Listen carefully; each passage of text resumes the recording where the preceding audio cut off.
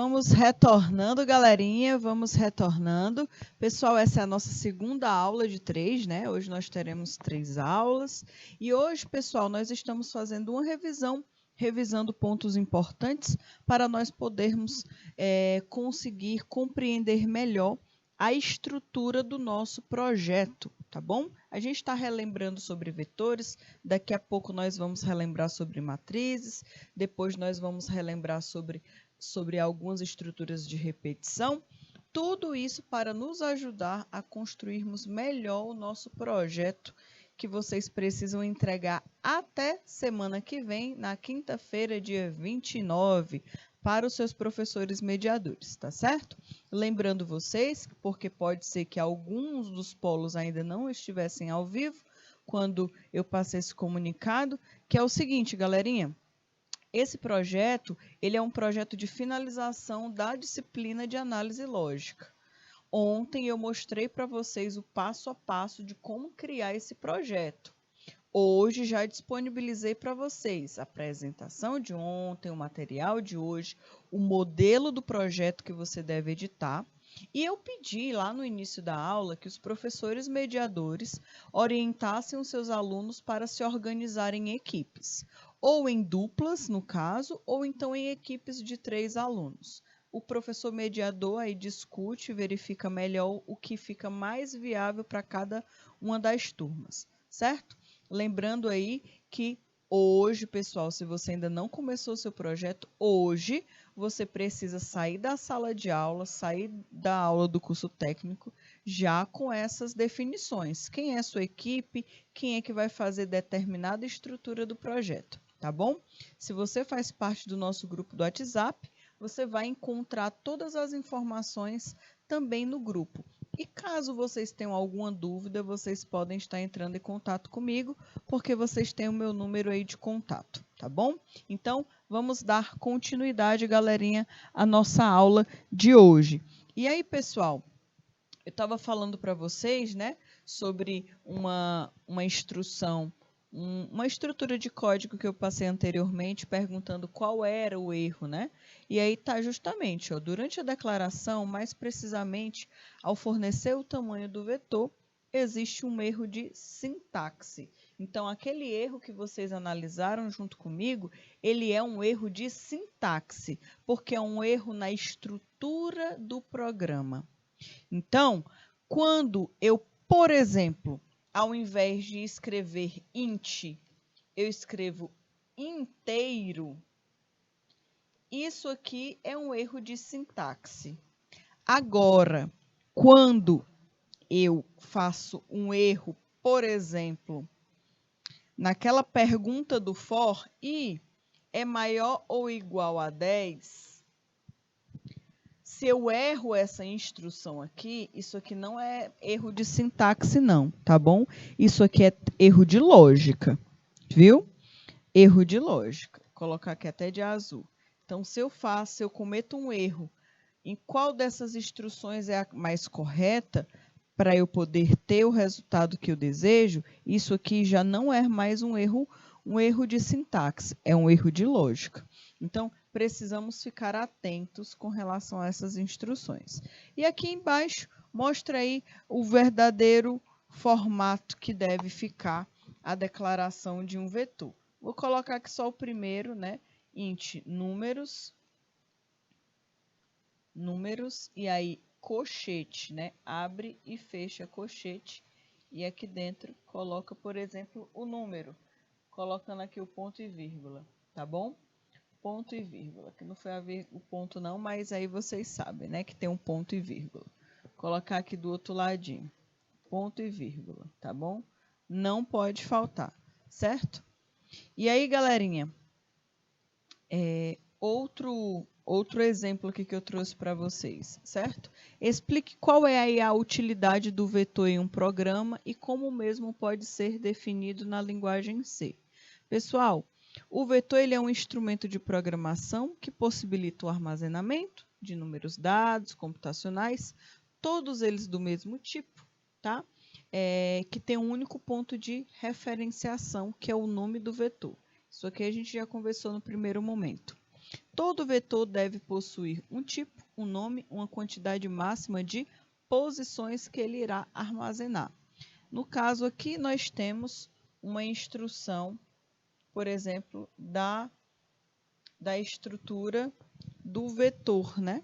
Aqui tem um comentário de como é feito um vetor, por exemplo. Tanto com o tipo, com o nome e com o tamanho, né? TNT, olha aí. O tipo, o nome e o tamanho. Analise o seguinte vetor, né? Quais são os elementos presentes no índice 0 e 3?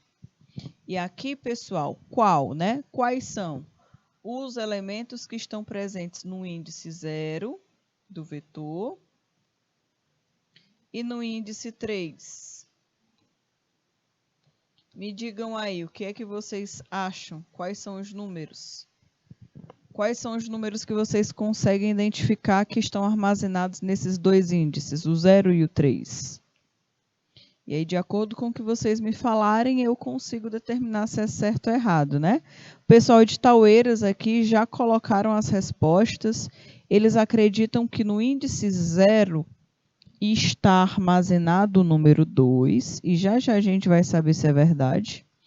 E no índice 3 está armazenado o número 29. Tá bom? Já já a gente analisa. Alguém mais tem algum polo que acha que é outra resposta?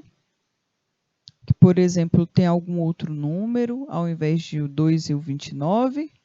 Olha aqui, galerinha.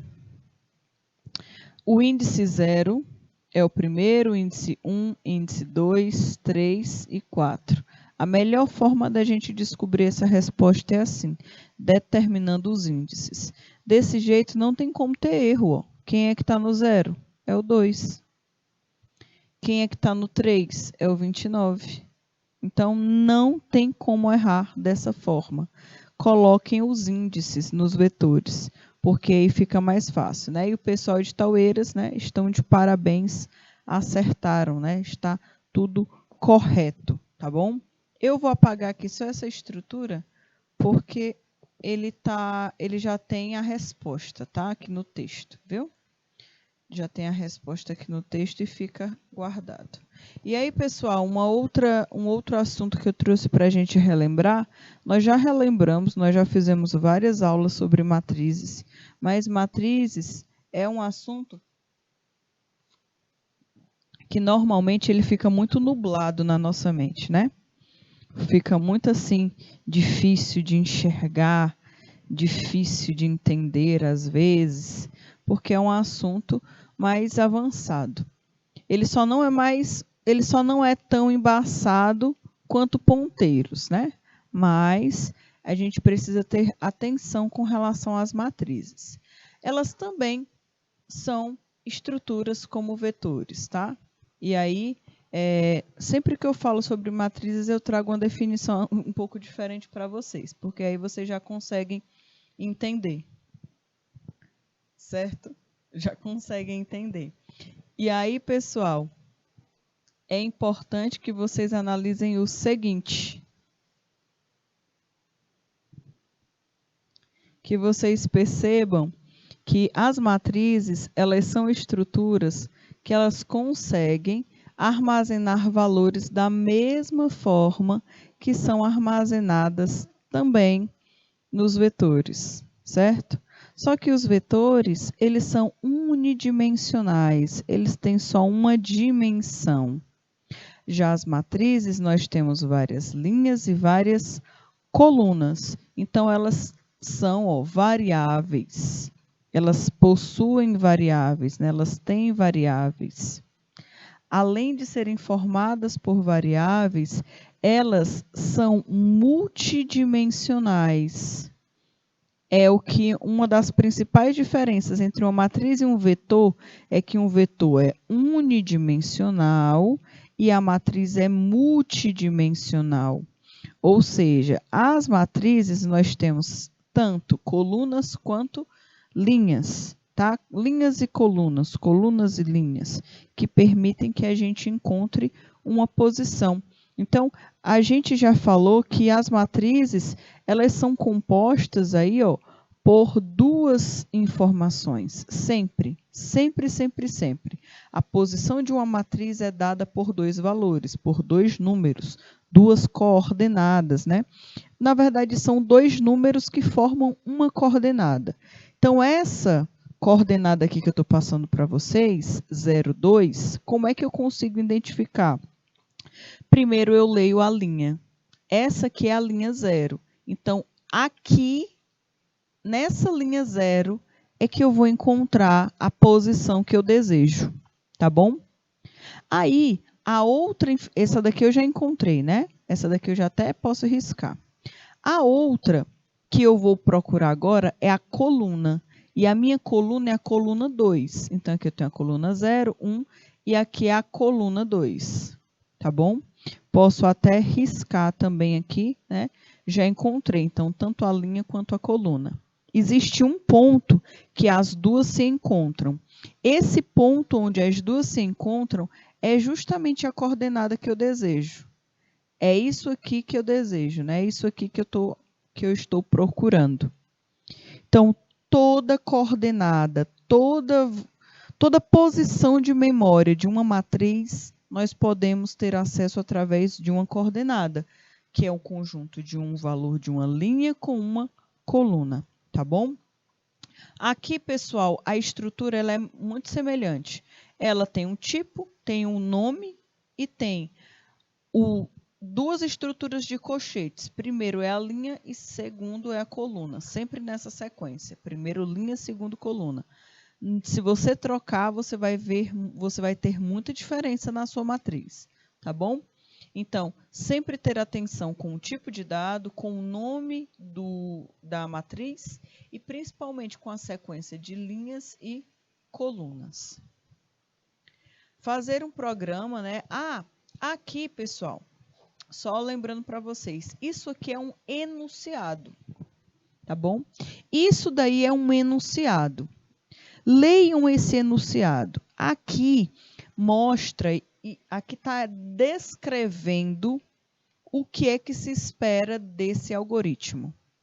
Olha aqui, fazer um programa, que na verdade eu acho mais correto falar faça, tá? Normalmente quando a gente visualiza essas descrições de um algoritmo, sempre a gente começa com faça, né? Faça, escreva. Então, faça um programa que leia 4 notas de provas para 50 alunos de uma turma e calcule a média do aluno e a média da turma. Solução, ainda tem uma dica, criar 4 vetores de 50 posições, sendo um vetor para cada nota, tá bom? Isso aqui é o enunciado, é explicando o que é que tem que ter no programa. Nesse enunciado, tem que dar informações suficientes para quem for realizar a programação tenha pelo menos o básico de informação para fazer corretamente. Como, por exemplo, é vetor de quê? Né? É vetor de nome, de CPF, de idade, de nota? Precisa mostrar o quê? Precisa dar como retorno a média? Precisa dar como retorno o nome do aluno e a nota? Tem que ter na descrição o que é que se espera do programa. Por que eu estou focando nisso? Porque uma das etapas do projeto de vocês é criar um enunciado desses. Escrever uma descrição do algoritmo que será criado, que é uma calculadora que realiza 4 operações matemáticas de acordo com o que o usuário solicita. Lembrando que quantos números o usuário deverá digitar? 2, tá bom? Nós não vamos fazer com um monte de número, não. Esse exemplo que a gente está pedindo, eu e o professor Rildo, nós estamos solicitando com 2 números apenas. Então, o usuário vai digitar o primeiro número, o usuário vai digitar o segundo número e, posteriormente, ele vai selecionar qual a opção que ele quer fazer. É soma? É subtração?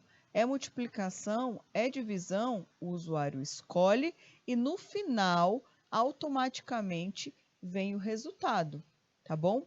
Então, a gente precisa parar para pensar em um enunciado, tá certo? Ok? Aqui, pessoal, está sendo feito, no caso, né, vários vetores, né? Foram criados aí 5 vetores, né? 4 vetores. 4 vetores, cada um com o seu nome, cada um com a sua quantidade. E aqui é justamente o conteúdo que perguntava se era mais viável ser criado 4 vetores ou se seria mais viável criar uma matriz, por exemplo, para armazenar essas informações. E aqui uma das discussões que nós fizemos, que uma das principais coisas que nos fazem, dos principais pontos que nos fazem sair de um vetor e ir para uma matriz, é a quantidade de informações que nós queremos mudar em colunas e linhas, tá? Por quê? Provavelmente, se eu for fazer isso para vetor, eu tenho que criar um vetor para cada nota. E talvez isso não fosse viável. Agora, se eu tenho uma matriz, isso aqui é diferente, né? Isso aqui me permite criar estruturas melhores. Então, olha aqui. Diferente desse monte de vetor, agora que eu tenho 2 vetores e uma matriz apenas, tá bom? Então, isso aqui facilita demais. Aí, galerinha, aqui está mostrando para vocês um tipo de matriz, né? A dimensão de uma matriz, como é que é escrito. Como é escrito. Percebam que o tipo de dados aqui, o nome tipo de dados, começa com um T minúsculo. Porque todos os tipos de dados, galerinha, eles têm essa demanda, né? Então, int, char, float, ó, int. Nome da matriz, nome, int número. Então, aqui a gente define a sintaxe da descrição das matrizes. Em C, a inicialização de uma matriz é feita em tempo de compilação. É utilizado aí uma lista de valores, é colocada entre chaves e os valores são separados por vírgula. Uma matriz ela é um tipo de dado usado para representar uma certa quantidade de variáveis, de valores homogêneos, tá? Uma matriz é uma série de variáveis do mesmo tipo, referenciadas aí por um único nome, onde cada variável, no caso, ela é responsável, né?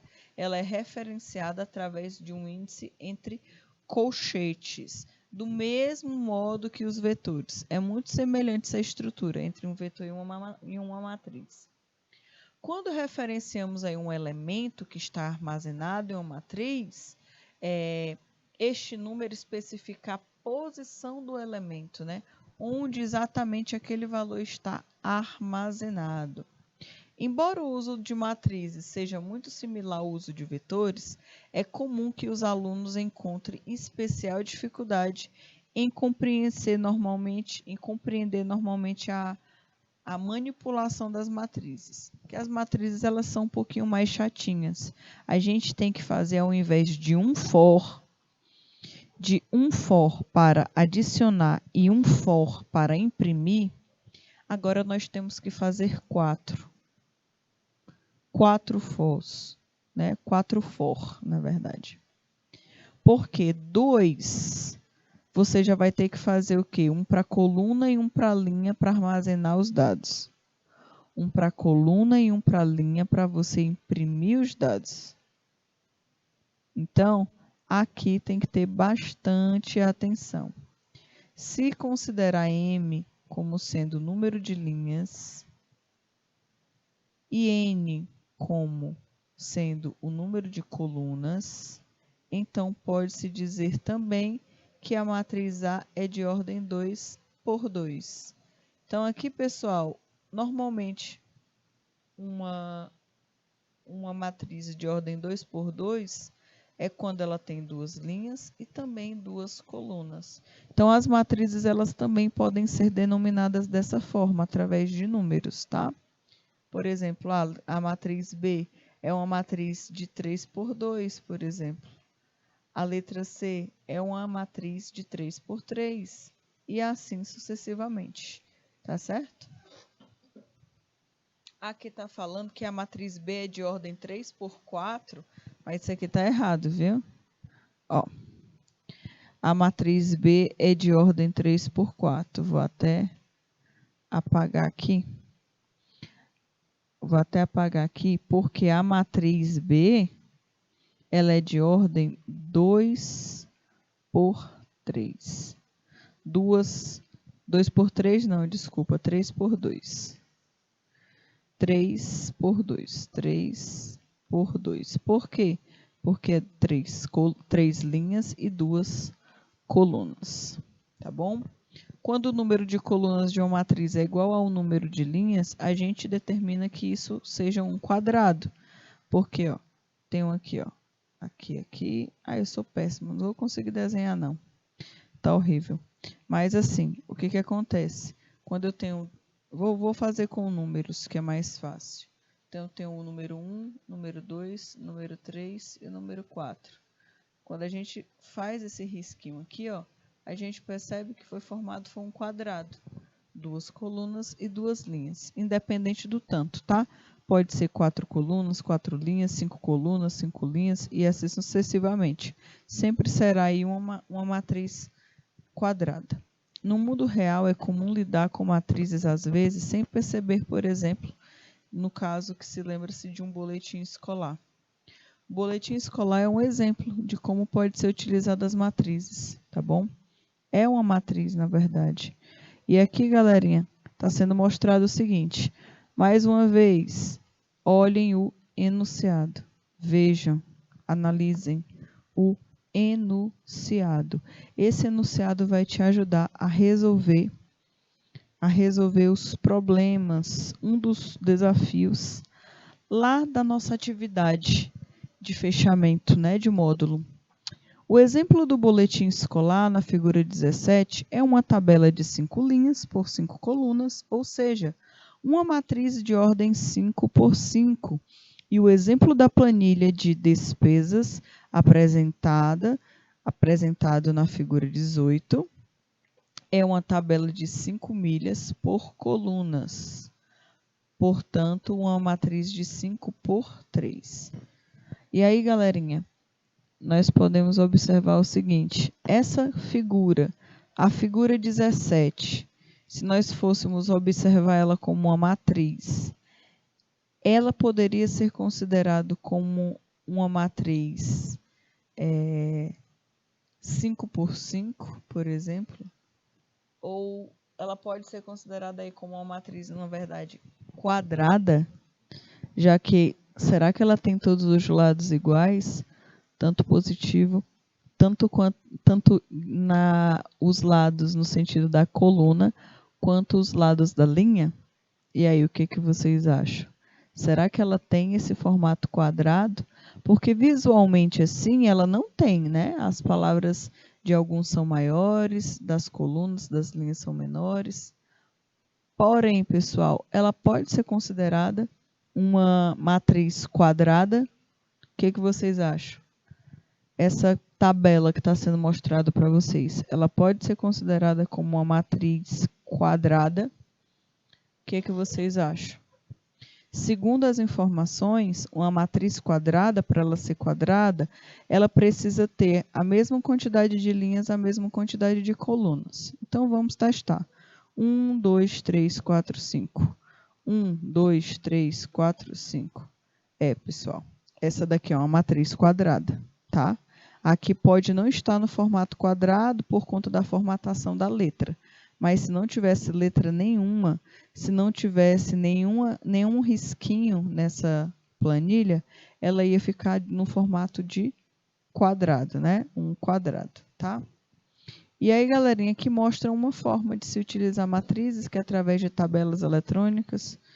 E aqui, turma, nós temos um algoritmo que ele define o tamanho 40, tem uma constante, na verdade, tem a instrução main, e aí dentro dessa função main nós temos o int, aqui esse tab é o nome é o nome da matriz que foi feita, tá? Nome da matriz foi feita como TAM. E essa matriz guarda o número 2, 4, 6, né? 8, 10. Então, posteriormente, ela guarda esses números, certo? E imprime o inteiro 6. E aí, galerinha, tá se perguntando aqui qual é a impressão, né? O que é impresso nesse caso? Aí do lado tem um comentário, mas esse comentário está correto? Esse comentário está realmente no padrão correto? Realmente imprime um inteiro 6? Eu quero que vocês pensem, né? Que vocês me ajudem. Qual é, o que é que sai? O que é que sai nesses dois lugares, nesses dois prints? Nesse e nesse. Qual é a instrução de saída dessas duas linhas de código? Eu vou dar aí 3 minutinhos para vocês analisarem, certo? Lembrando aí que a gente já conversou sobre essa questão, e fora isso, depois eu tenho mais outros que eu preciso que vocês me ajudem, tá bom? Então, 3 minutinhos aí para vocês, pessoal.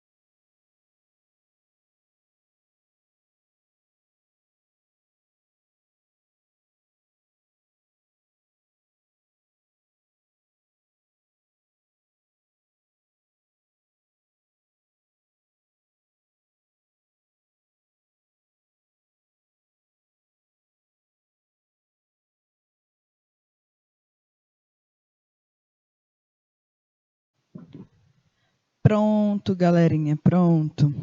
E aí, pessoal, o que foi que vocês conseguiram identificar, né?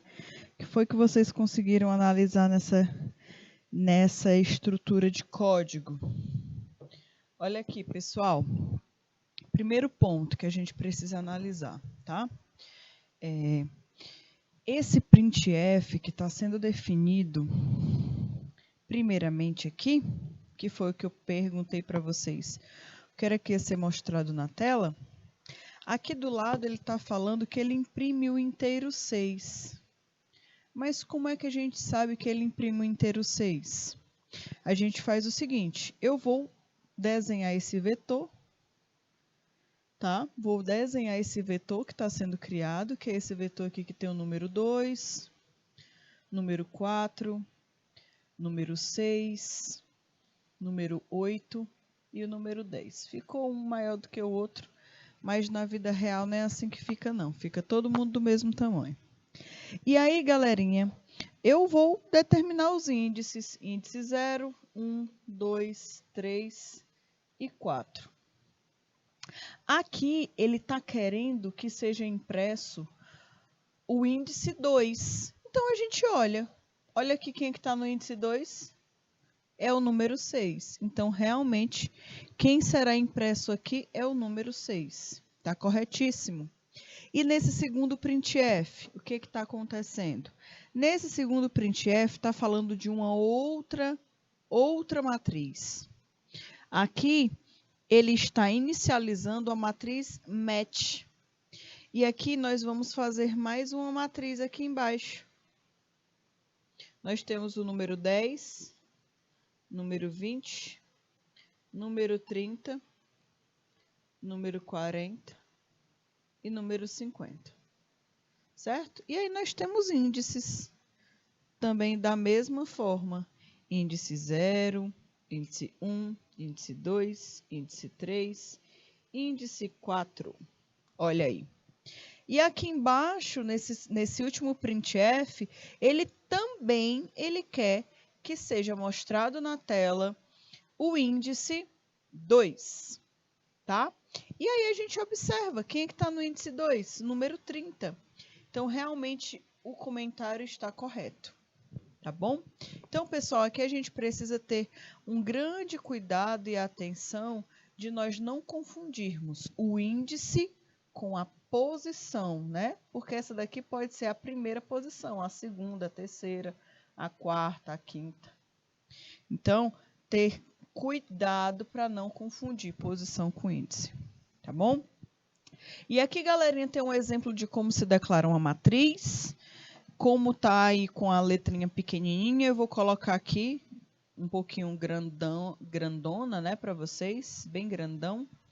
Double notas, primeiro tipo, o nome, depois eu determino quantas linhas terão a minha matriz e depois eu determino quantas colunas eu terei na minha matriz. Então, aí no caso, é uma matriz que possui 100 linhas e 50 colunas, tá bom? E aqui, pessoal, nós temos aí uma forma de manipular também os dados de uma matriz.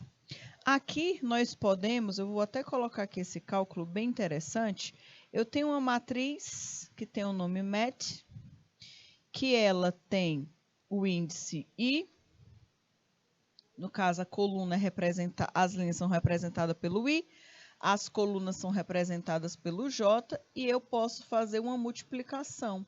Olha aqui o que está acontecendo.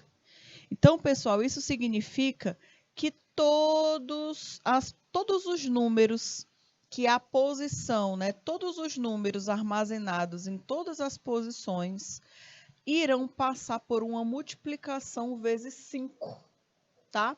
Então, olha aqui, lá na posição 00, o número que está na posição 00, ele será multiplicado por 5. O número que está na posição 01 também será multiplicado por 5. O número que está na posição 02 também será multiplicado por 5. Não só na linha 0, mas também na linha 1, 1, 0, 1, 2, 1, 3, 1, 4, assim sucessivamente. Então, aqui está mostrando que é possível você fazer operações matemáticas diretamente na hora de acessar o valor dentro de uma matriz, tá bom? Aqui, turma, também está sendo mostrado mais uma forma de nós realizarmos uma interação com o tamanho da minha matriz. Olha aqui, percebam que eu não estou colocando o número direto. Eu faço uma constante, eu crio uma constante aqui em cima.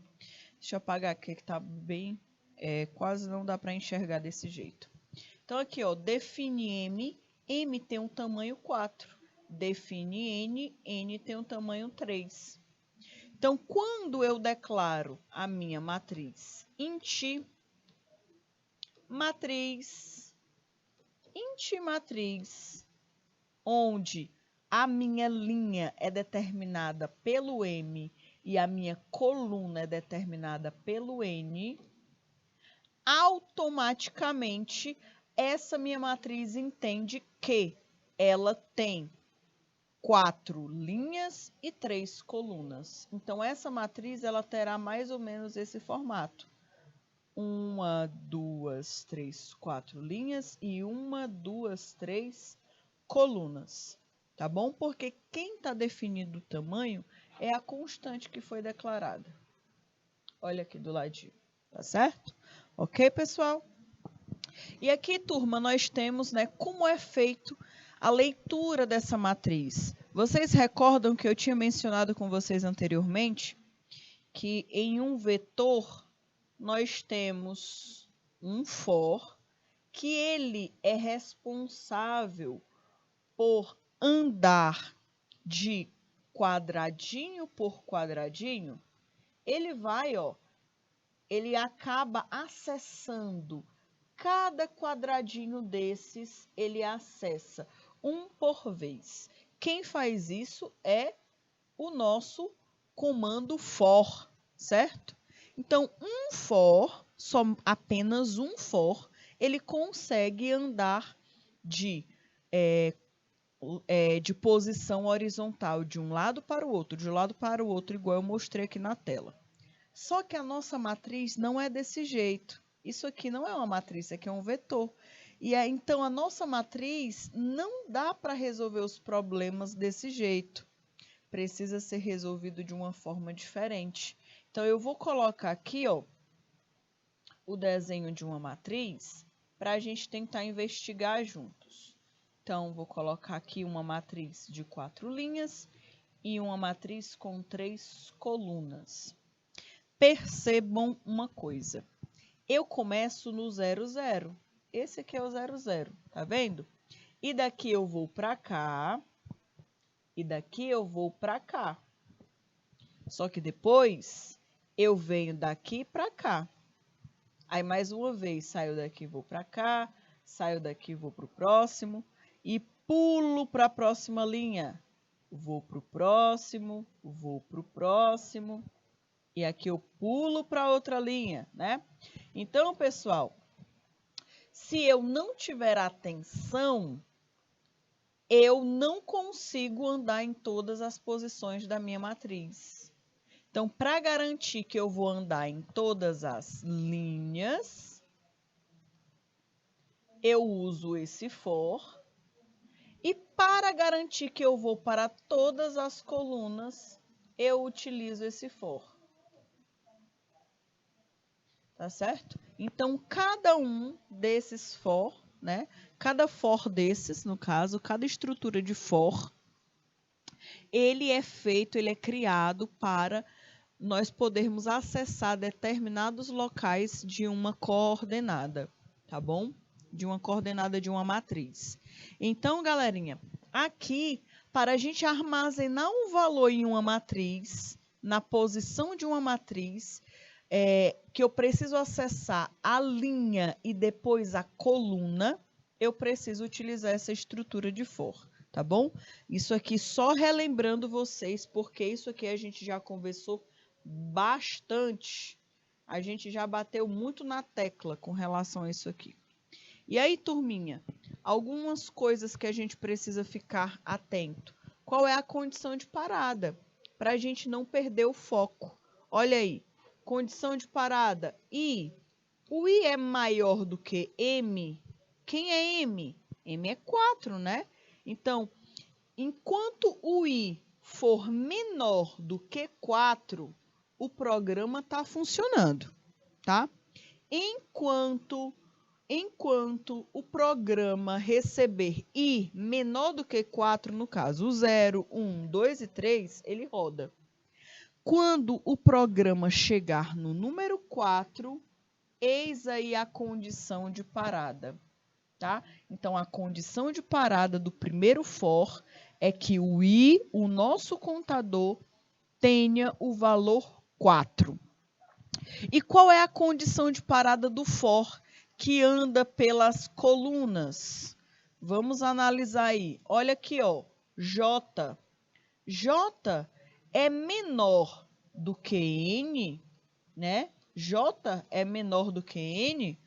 O que vocês acham? Quem é J?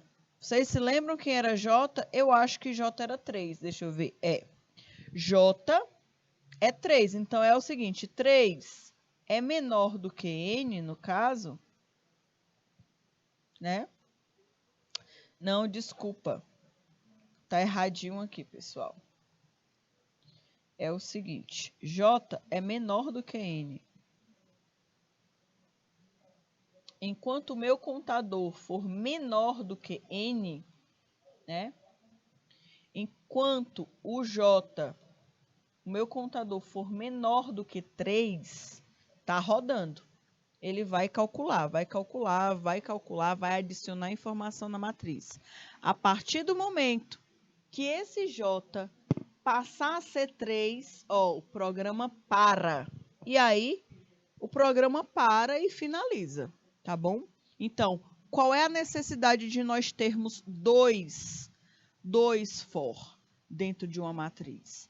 Um for me garante que eu vou andar em todas as linhas e o outro for me garante que eu vou andar em todas as colunas. E para eu encontrar uma coordenada, eu preciso acessar tanto pela linha quanto pela coluna também, tá bom? E aí, galerinha, nós temos mais um exemplo, né, de uma matriz, da estrutura das matrizes. E aqui eu tenho um exemplo como um todo. Aqui está todo o exemplo feitinho, tudo em conjunto. Tá? É a junção de todos os pequenos códigos cortados que eu mostrei para vocês. Aqui nós temos, no caso, a declaração das nossas bibliotecas. Aqui nem tem a declaração de biblioteca, né? Só tem a declaração de constante. Declaração das constantes, nós temos a estrutura da função principal, que é a main, a declaração da matriz. Esse aqui é o for, é o conjunto de for, que permite que os dados sejam armazenados, e a outra instrução, a outra estrutura de for, é que os dados estão sendo impressos. Tá certo? Impressos. E aí, galerinha, vocês já registraram esse vetor? Vocês já conseguiram registrar, no caso, essa matriz? Desculpa. Essa matriz? Até agora, pessoal, tem alguma pergunta? Tem alguma dúvida? Vocês querem perguntar alguma coisa? Porque daqui a pouco nós vamos encerrar essa estrutura, essa retomada de conteúdo, e nós vamos focar no projeto, tá bom? E aí, turma, mais um exemplo de uma declaração de matriz. Aqui, lembrando que uma matriz pode ser float, pode ser int, pode ser char, pode ser double, ela pode ser do tipo que ela quiser, tá? E você só precisa ter atenção com a inscrição correta, a forma correta, a sintaxe correta de se determinar o tamanho de uma matriz, tá bom? É muito semelhante com o vetor. E aí, pessoal, chegou o momento que nós vamos nos dedicar a falarmos aí do nosso projeto, tá bom? Isso daqui é uma das partes de um projeto. E eu quero saber se vocês conseguiram entender qual é essa estrutura aqui, o que essa estrutura faz. Eu expliquei ontem para vocês e hoje nós vamos analisar todo o código que nós analisamos ontem de uma forma diferente, certo? Essa estrutura aqui que está sendo mostrado na tela para vocês, que faz parte da atividade que eu pedi para vocês fazerem. Isso aqui é como se fosse tipo um spoiler, né? Uma super dica para vocês conseguirem resolver a atividade de vocês. Galerinha, o que é que essa função soma, que não é uma função própria do C? Essa aqui foi uma função que nós criamos, tá? É uma necessidade do programador e o programador, por estar necessitando de uma nova função, ele pode criar quantas funções ele quiser. Então, essa aqui, no caso, é uma função que está sendo criada, a função soma. Mas o que realmente ela faz? Quantos números ela recebe? Qual operação matemática que ela realiza? Qual é o retorno que ela traz para o usuário? Vocês precisam ter essas informações bem definidas na mente de vocês, porque é esta criatura bem aqui que vai permitir que alguma coisa aconteça no código de vocês. Eu vou dar aí 3 minutinhos para vocês analisarem junto com os colegas qual é a função, né? Qual é, no caso, qual é o retorno que essa função traz. O que ela retorna para o programa. O que ela faz no programa. Isso aqui a gente já está falando da atividade, viu? Aqui agora nós vamos começar já a falar da atividade. Então, 3 minutinhos aí para vocês, pessoal.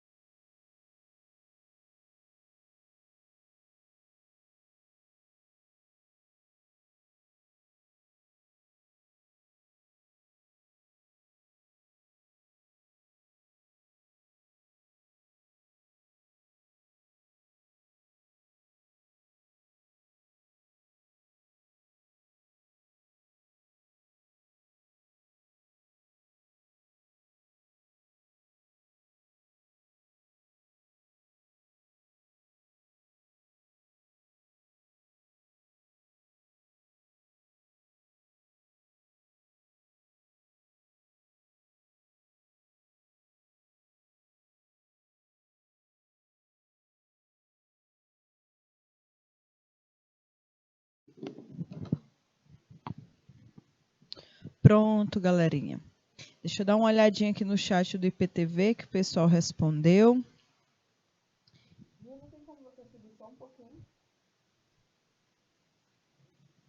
Deixa eu verificar o que foi que a galerinha respondeu com relação aqui à atividade. Bom, pessoal, essa daqui é uma das funções, né? O pessoal de Taueiras, né, responderam aqui. Pede 2 valores do tipo float, soma eles, né, esses valores e imprime o resultado.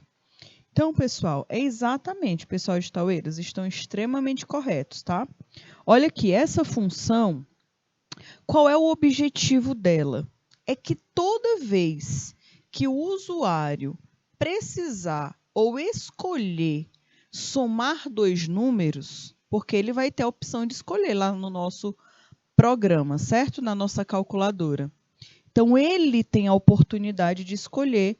Então, como ele vai escolher a qualquer momento, ninguém sabe. Ninguém vai adivinhar o momento que ele vai escolher a soma ou a subtração, ou a divisão ou a multiplicação. Nós precisamos chamar uma estrutura de comandos que vai fazer o que ele deseja. Então, para nós não errarmos, nós iremos criar uma função. Então, toda vez que o usuário escolher o número 1, por exemplo, vai ser chamado a função soma. E aqueles 2 valores que ele digitou, ele vai somar. Por quê? Porque olha aqui o que está acontecendo nessa função soma. Lá na linha 6, ele está mandando um printf na tela. Digite o primeiro valor. E o usuário vai obedecer, vai digitar o primeiro número. E na linha 7, esse número está sendo guardado. Na linha 8, ele pede o segundo valor, o segundo número a ser digitado. O usuário digita e esse segundo valor está sendo armazenado aqui na variável através da função scanf. E aí, pessoal, chega um momento que é o mais importante, porque até aqui, ó, a linha 4, a linha 5, 6, 7, 8 e 9 é exatamente igual para todas as funções que vocês irão criar. Função soma, subtração, multiplicação, divisão, todas vocês irão criar exatamente igual, tá bom? Exatamente igual, não muda nada. Agora, na linha 10 é que é literalmente o pulo do gato. Aqui na linha 10, pessoal, nós temos exatamente a operação matemática que se espera que essa função faça. Eu vou pegar o quê? Eu vou pegar o valor 1 e o valor 2, vou somar e guardar dentro da variável resultado. É isso que está acontecendo aqui. Eu tenho result, que é a minha variável que vai armazenar o valor do resultado, e eu tenho as 2 variáveis que estão guardando, protegendo direitinho os 2 valores que o usuário digitou. Tá certo? O usuário digitou o primeiro valor, está guardadinho aqui. O usuário digitou o segundo valor, está armazenado aqui. Soma primeiro valor mais o segundo valor, vai ser armazenado dentro da variável result. E aqui, galerinha, a linha 11, 12, 13, 14 e 15 é a mesma programação para todas as funções. Igual. Ou seja, conseguiu fazer a função soma, o restante já está tudo pronto. É só copiar novamente, porém, modificar a linha que é feita a operação matemática. Nesse caso aqui é a linha 10, certo? Então, pode ser que na sua seja outra linha, pode ser. Então, turma, tenham atenção, não deixem de fazer essa atividade, porque essa atividade aqui está mamão com açúcar, docinha, docinha, viu? Mais dicas do que essa é impossível e mais passo a passo do que esse impossível. Essa daí, a linha 10, é a única linha que você vai modificar, tá bom? Ok?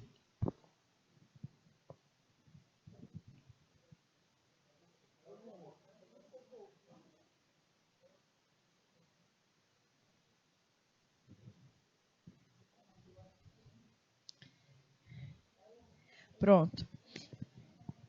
E aí, galerinha, é o seguinte. Nós vamos aqui finalizar rapidinho e já já a gente retorna para a nossa terceira e última aula, tá bom? Nós vamos nos dedicar agora totalmente aqui para o nosso projeto. Até já já!